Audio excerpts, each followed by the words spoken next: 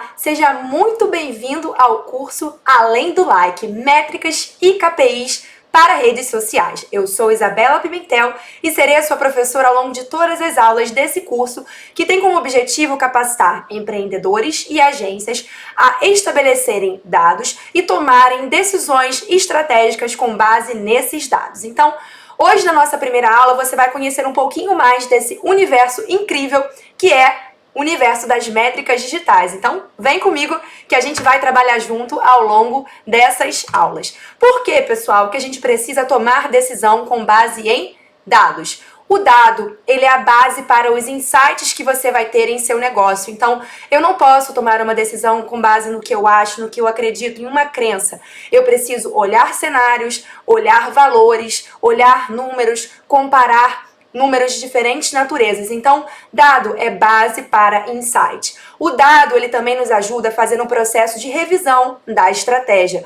Como que eu sei que eu fiz um processo melhor num ano e pior no outro se eu não tenho dados para compará-los? E, por fim, quando eu tenho dados sobre o relacionamento com o meu cliente, dados sobre o meu produto, a taxa de satisfação, eu consigo ter também uma forma de mensurar o relacionamento com o meu cliente e de obter feedback sobre os meus produtos e serviços. Nós temos um panorama desafiador das redes sociais no Brasil, segundo os dados da pesquisa Social Media do Hootsuite, né? Nós temos aí um crescimento cada vez maior do Instagram comparado com outras mídias sociais.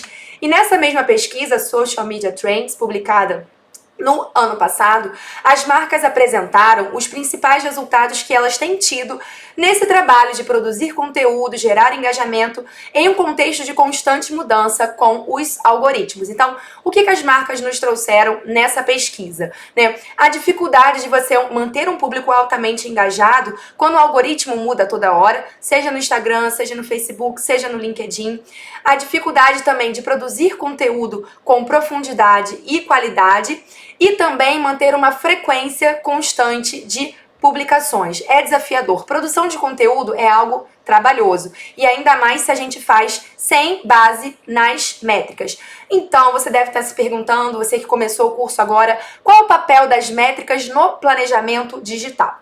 Quando eu utilizo as métricas, elas vão ser a base para que eu tenha valores e é a partir desses valores que eu vou conhecer melhor o meu público e também, comparando com dados da concorrência, vou poder conhecer melhor o meu público frio, que são ainda os potenciais clientes. Nós temos o público quente, que é a nossa base atual, e temos os leads, que são os potenciais clientes, né? E o público frio, que é aquele que ainda vai se converter em nosso cliente.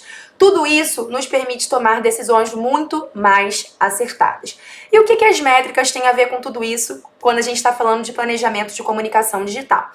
Um dos motivos de a gente trabalhar a nossa comunicação com base em métricas é poder ter estratégias mais assertivas, além da possibilidade de alcançar uma maior quantidade de usuários, não usuários quaisquer, mas usuários qualificados, ou seja, estratégicos para o nosso negócio, né? E no que essas métricas, esses dados que eu coleto, no que eles vão se transformar? Eles se transformam em indicadores de performance, em relatórios que eu vou utilizar para a minha tomada de decisão. Então, lembre-se, dado estratégico se converte em métrica, métrica se converte em KPI e KPI se transforma em instrumento para a tomada de decisão.